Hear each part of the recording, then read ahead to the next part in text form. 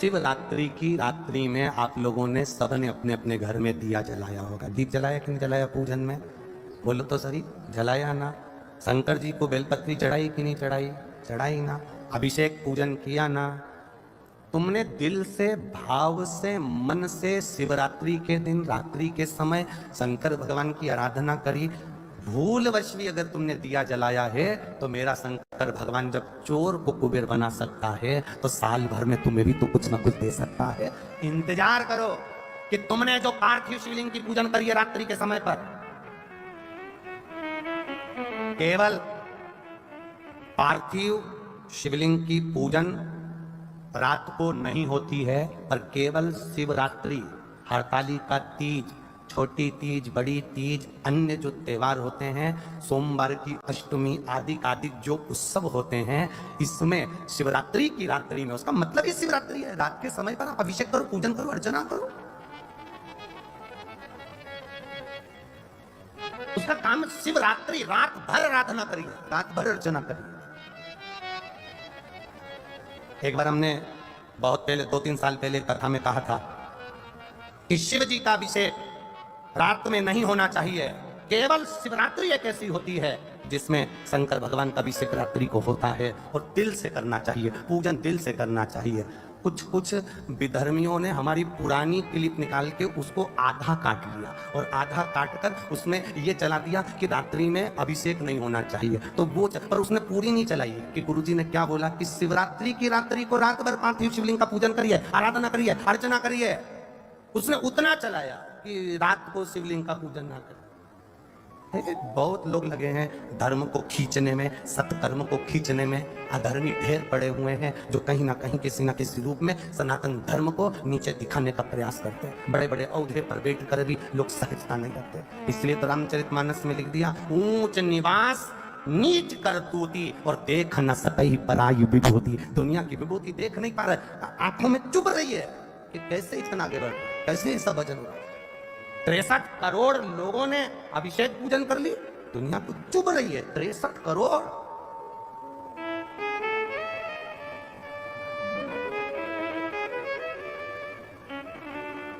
चुप रहा। और 63 करोड़ लोगों ने जो अभिषेक करा, ये शिव तत्व है, ये शंकर की उदारता, ये करुणा है, ये भगवान की भक्ति।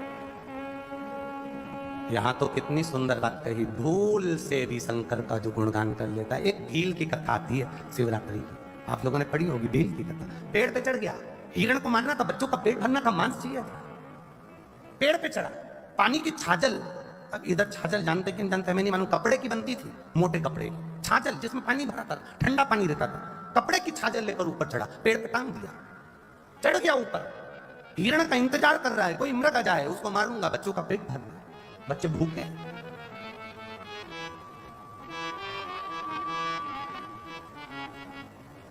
और चला, पेड़ के ऊपर चढ़ गया और पेड़ के ऊपर चढ़कर वो छाजल जो थी वो पेड़ पर टांग और पेड़ पे टांगी। अब वो हिरण को देखने के लिए इधर घूमे तो छाजल हिले तो उसमें से 2-2 बूंद पानी नीचे गिरता है। इधर घूमे 2 बूंद पानी नीचे। इसको नहीं मालूम कि मैं बेलपत्री के पेड़ पर चढ़ना, इसको नहीं मालूम कि मैं बेलपत्री के पेड़ पर चढ़ गया।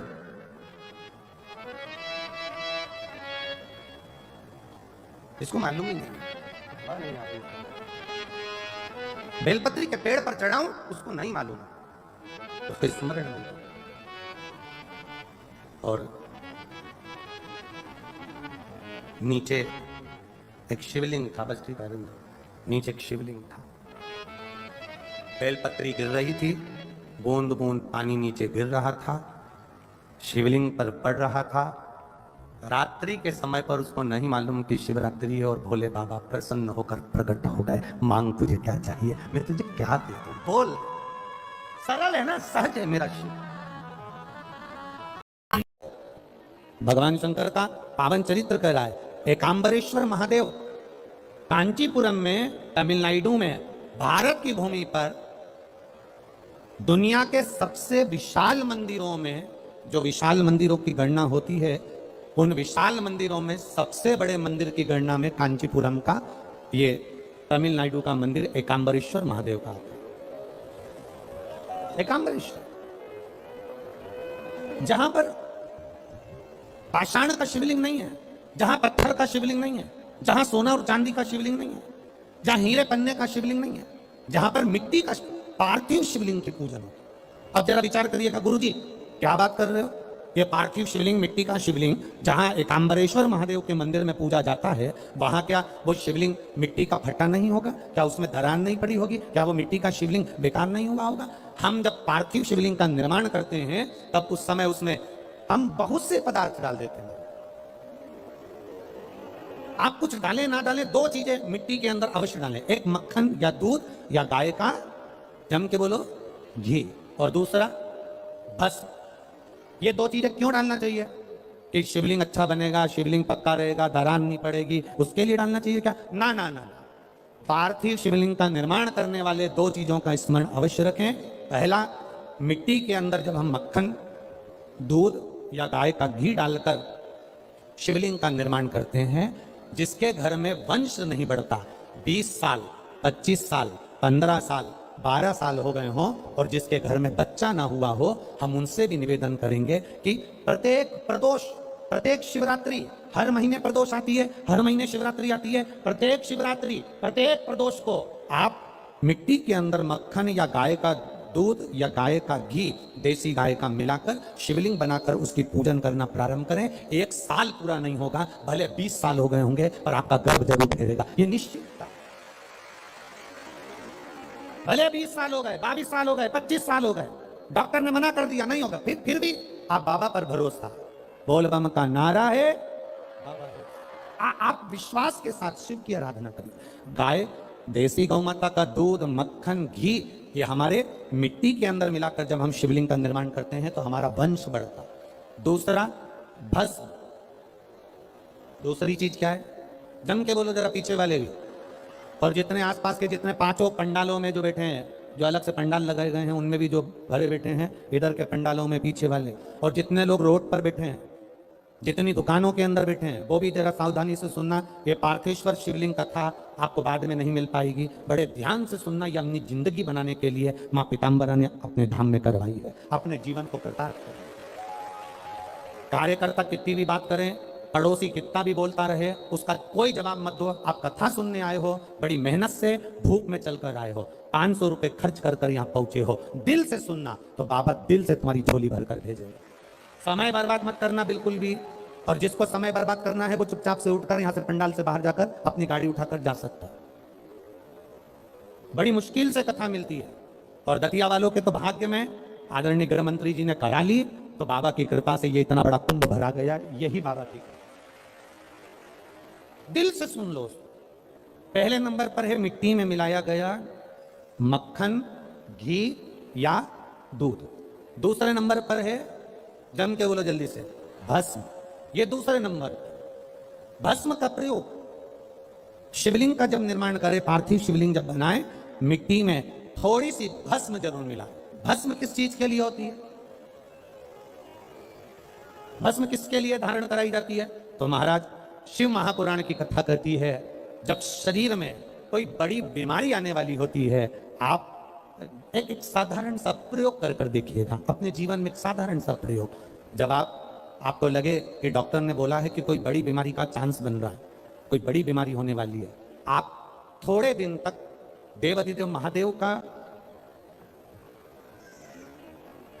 ये शिवलिंग, ये जलाधारी, ये जहां से जल बहता है, गणेश जी का स्थान, कार्तिकेय जी का स्थान, बीच में एक मोटी सी लाइन अशोक सुंदरी, शिवलिंग जो शिवलिंग रखा है, जो जलाधारी है वो माँ पार्वती जी का हस्त कमल, ऊपर से एक एक बूंद जो पानी गिर रहा है, जिस कमंडल में से, जिस जलाधारी में से जल गिर रहा है, वहां शंकर भगवान की 5 बेटियां, जया, विषहरा, शामली बारी, गौतली और देव, ये भगवान शिव की 5 बेटी। जब आपको लग रहा है कि मेरी जांच होने जा रही है, जब आपको लग रहा है कि मुझे डॉक्टर को दिखाने जा रहे हैं, मुझे लग रहा है कि कोई बड़ी बीमारी ना निकल जाए, अल्ट्रासाउंड करा रहे हैं, एक्सरे करा रहे हैं, उससे पहले घर में अगर थोड़ी सी भस्म रखी है उस भस्म को जब आप जल चढ़ाने के लिए शिव जी के मंदिर में जाओ, हॉस्पिटल में दिखाने के लिए जांच कराने जाओ, उससे पहले एक काम जरूर करना, शंकर भगवान का जहां शिवलिंग रखा है उस शिवलिंग के पास में भस्म का लेपन कर कर देवाधिदेव महादेव पर एक लोटा जल समर्पित कर कर उसी भस्म को अपने कलेजे पर, अपने हृदय पर लगाकर देवाधिदेव महादेव का पंचाक्षर मंत्र नमः शिवाय, षडाक्षर मंत्र ओम नमः शिवाय या श्री शिवाय नमस्तुभ्यम बोलकर फिर आप जांच के लिए चले जाओ। कोई बड़ी बीमारी तुम्हारी जिंदगी में निकल ही नहीं सकती। भस्म भस्म हो, भस्म का काम क्या? हमारे रोग को, हमारी बीमारी को, हमारे आने वाले जो रोग हैं, जो बीमारी है, जो तकलीफ है, उसको समाप्त करती है भस्म का।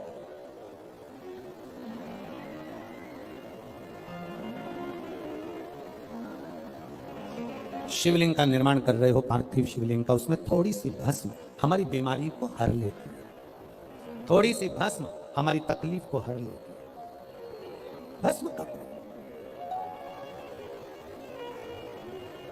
चपटी भभूत में है खजाना।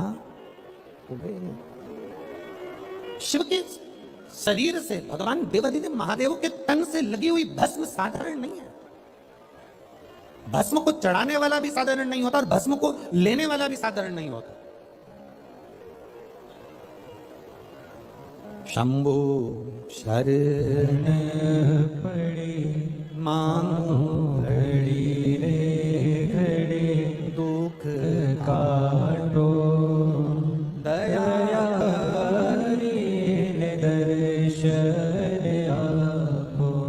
पार्थिव शिवलिंग का निर्माण करते समय दो चीजें ध्यान से अवश्य मिलाएं। पहला माखन, घी, दूध, दूसरा भस्म, दूसरा भस्म धारण भी करना चाहिए। एक रावण संहिता के अंतर्गत 4 तिलक का वर्णन आता है, थोड़ा सावधानी से सुनिएगा। 4 तिलक का वर्णन रावण संहिता के अंतर्गत आता है और अथर्ववेद में भी कुछ वृक्षों की फल पत्ती का वर्णन आता है, उसका भी स्मरण इस कथा के माध्यम से। पहले नंबर का तिलक होता है सफेद आंकड़े की जड़ का तिलक।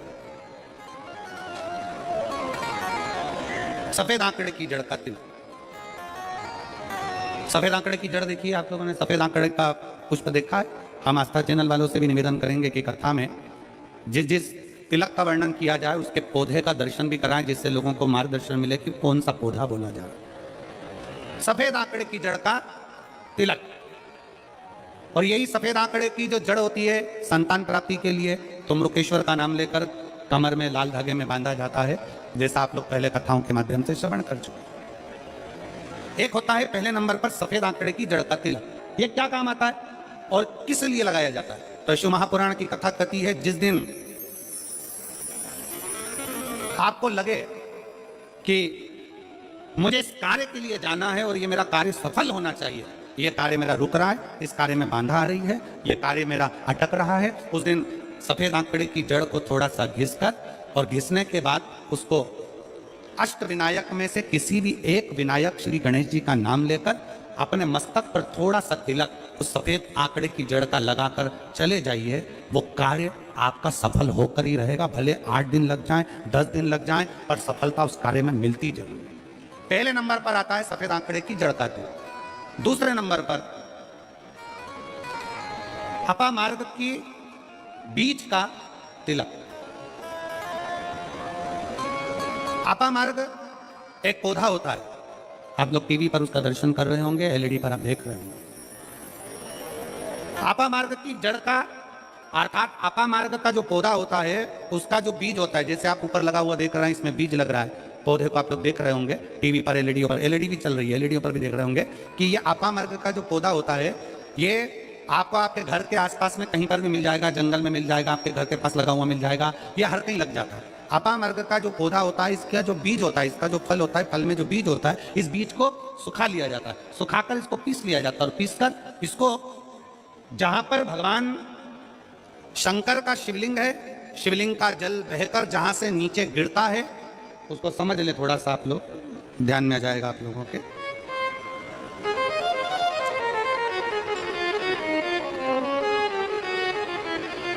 इधर देखिए, शिवलिंग की ओर ध्यान देंगे।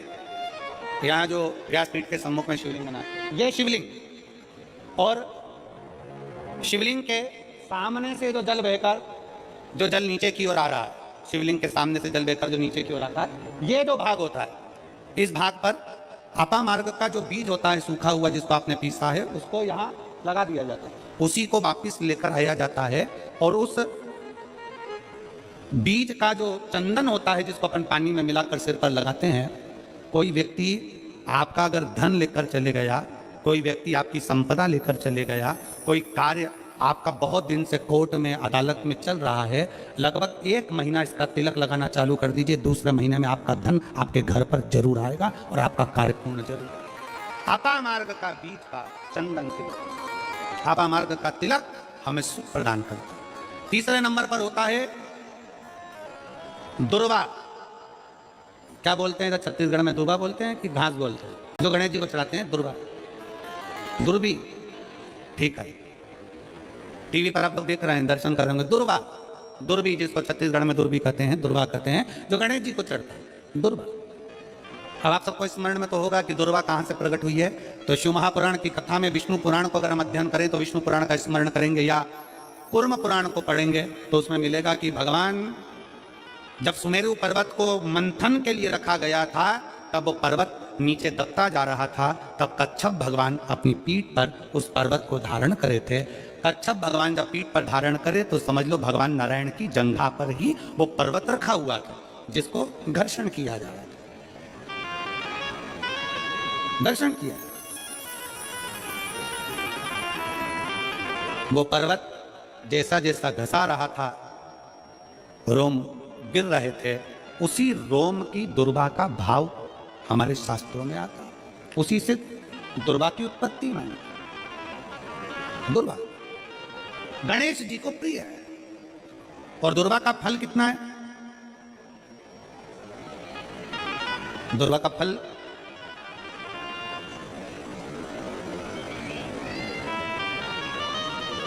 जब एक असुर ने उत्पात मचाया और गणेश जी के पास सूचना गई, तो गणेश जी ने उस असुर को निगल लिया।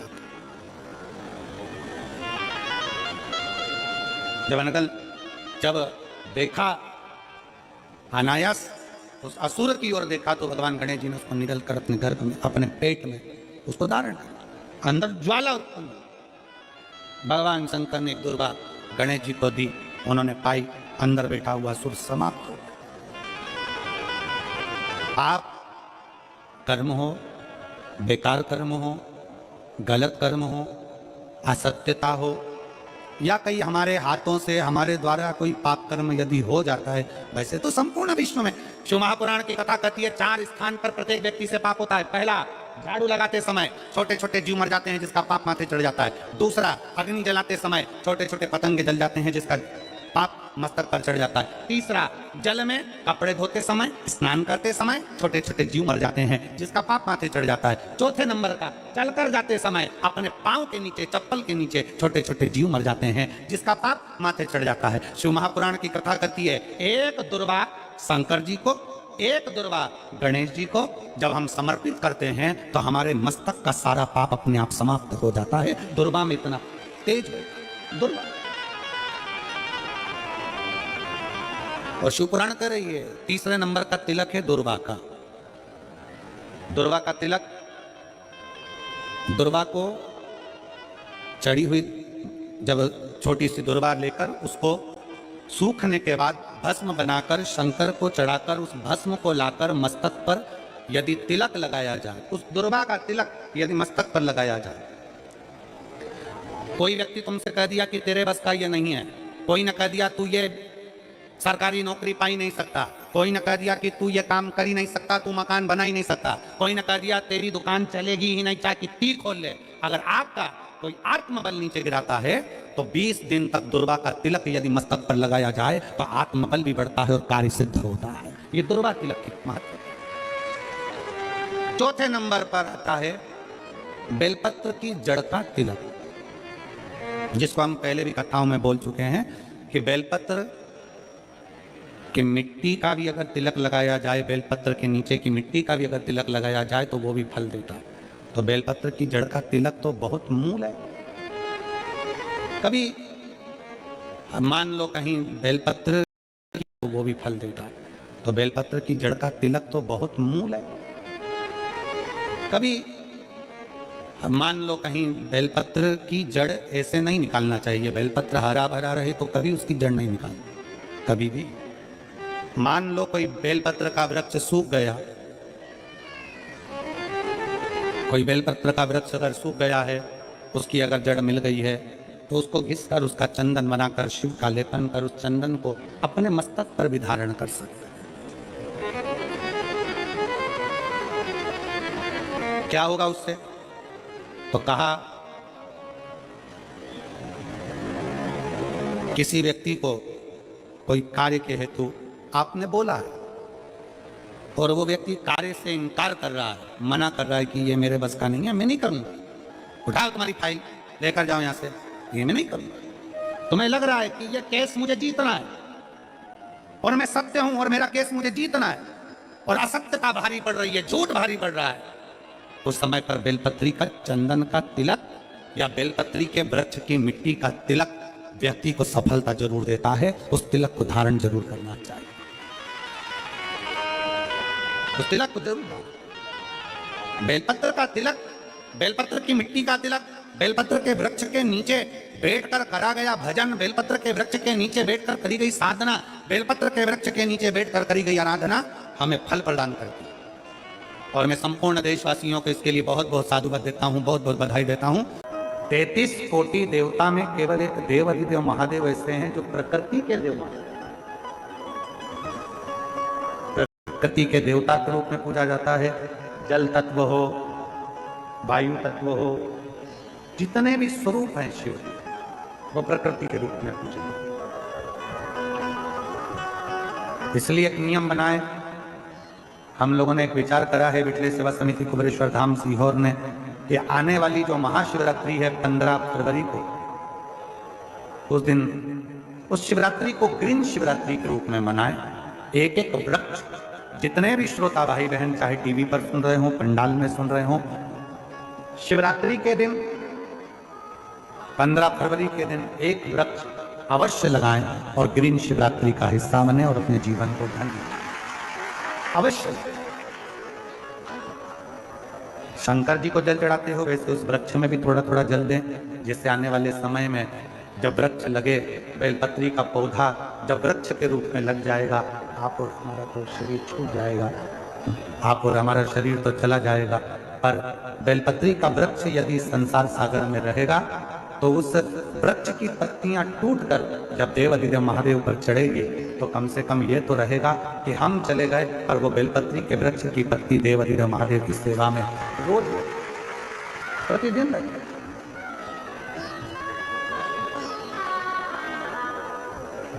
देखिए शंकर भगवान के पूर्ण स्वरूप में कितने वृक्षों की उत्पत्ति हुई, कितने वृक्षों की।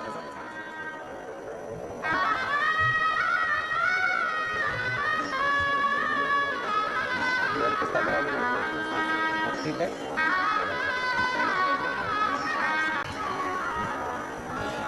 शिव ने कितने वृक्षों का निर्माण किया। बट वृक्ष भगवान शंकर ने निर्मित किया ब्रह्मा जी के शीश से। बेलपत्री का वृक्ष मां सती की भस्म और मां जगत जननी जगदम्बा का तेज प्रकट किया। तुलसी का पौधा भगवान शंकर ने जलंधर का वध किया। वृंदा के सातित्व को नारायण भगवान ने दिखाया और नारायण और वृंदा के उस भस्म स्वरूप का आनंद तुलसी के पौधे के रूप में निर्मित।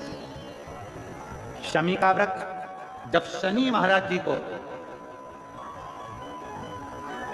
माता ने ही श्रापित कर दिया तब उन्होंने भगवान शंकर की आराधना काशी में करी और काशी में जब शिव की आराधना करी तब भगवान शंकर ने शनि को शमी के रूप में एक आनंद सुख देने वाला